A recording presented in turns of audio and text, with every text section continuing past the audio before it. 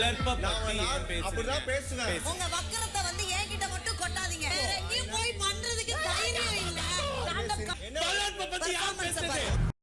Hi hello எல்லாருக்கும் வணக்கம் and welcome back to our channel. So இப்போ என்ன பிரச்சனை அப்படின்னு சொல்லி பார்த்தீங்கன்னா, கமருதீன் அண்ட் வந்துட்டு விக்ரம்க்கு ப்ராப்ளம் வந்திருக்கு. உடனே வந்துட்டு உங்களுக்கே தெரியும், பார்வதி குரூப்னு சொல்லுவாங்க. அப்போ இந்த பார்வதி நேற்று வந்துட்டு 6 பேரை கையில் வச்சுக்கிட்டு ஒரு குரூப்பிசம் போட்டு அந்த பக்கம் இருக்கவங்கள வந்துட்டு நாமினேட் பண்ணணும் அப்படின்னு சொல்லி பேசினதுலாம் குரூப்பிசம் கணக்கில் வராதான்னு தெரியல.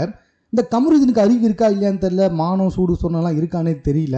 ஏன்னா பார்வதி வந்துட்டு அவன் என்னை அன்வான்டாக டச் பண்ணுறான் அப்படின்னு சொல்லி பொம்பளை விஷயத்தில் வந்துட்டு திவாகரும் அதை பற்றி பேசி பார்வதி கிட்ட சொல்லி இதெல்லாம் நடந்ததுக்கு அப்புறமாவும் கண்மூடித்தனமாக பார்வதிக்கு சப்போர்ட் பண்ணிக்கிட்டு இருக்கான். எல்லாருக்கும் சப்போர்ட் பண்ணால் பரவாயில்ல, பார்வதிக்கு மட்டும்தான் உட்காந்து சப்போர்ட் பண்ணிகிட்டு இருக்கான். பார்வதியும் கமருதீனை வந்துட்டு தடவி கொடுத்து ஒரு செல்ல நாய்க்குட்டி மாதிரி வச்சுக்கிட்டு இருக்காங்க. வளர்ப்பை பற்றி பேசியிருக்காரு கமருதீன். இதை ரொம்ப ஷவுட்டாக சொல்கிறாரு நம்ம யார் விக்ரம். அதாவது நீ குரூப்பிசம் வேண்டி எங்ககிட்ட மட்டும் வந்துகிட்டு இருக்க, உங்கள் ஸ்டாண்டப் காமெடிலாம் என்கிட்ட மட்டும் காட்டுற அப்படின்னு சொல்லிட்டு பார்வதி விடுற வார்த்தைகளுக்கு அளவே கிடையாது. ஆனால் அதில் 1% ஏதாவது வார்த்தையை விட்டால் போதும், என்கிட்ட மட்டும் வந்துடுறாங்க அப்படின்னு சொல்லி கத்துறது. ஆக்சுவலாக இப்போ பிக் பாஸ் வீட்டுக்குள்ள குரூப்பிசம் பார்த்துக்கிட்டு இருக்கிறது பார்வதி அண்ட் கேங் தான். அதுவும் ரொம்ப கிளியராகவே தெரியுது. நிறைய பேர் வந்துட்டு சோஷியல் மீடியாவில் என்ன சொல்லியிருந்தாங்கன்னா, பார்வதிக்கு கண்ணில் அடிப்பட்டதை விட வாயில் அடிபட்டுக்கலான்ட்டு. பட் அது தேவையில்லைன்னு நினைக்கிறேன். பிகாஸ் ஆஃப் எந்த இடத்துல அடிப்பட்டாலும் எண்ட் ஆஃப் த விஷயம் அது கேம் தான்.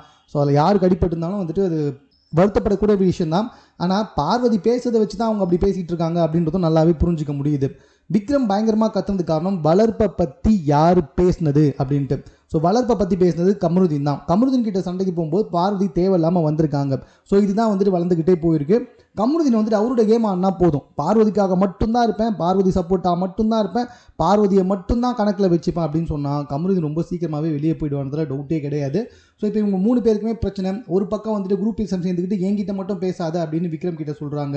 இன்னொரு பக்கம் வளர்ப்பை பற்றி பேசியிருக்காரு கமருதீன். இதனால் காண்டானவர் பார்வதியும் கலாச்சிக்கிட்டு கமருதீனையும் வந்துட்டு பயங்கரமாக ஷவுட் பண்ணுறாரு விக்ரம். இதுதான் ப்ரமோ. இதில் யார்கிட்ட சரியானது இருக்குது, யார் பண்ணது தவறு அப்படின்றத நீங்களே கமெண்ட்டில் தெரியப்படுத்துங்க. மேலும் இது பண்ண கூட தெரிந்து கொள்வதற்கு சேனலை சப்ஸ்கிரைப் பண்ணுங்கள்.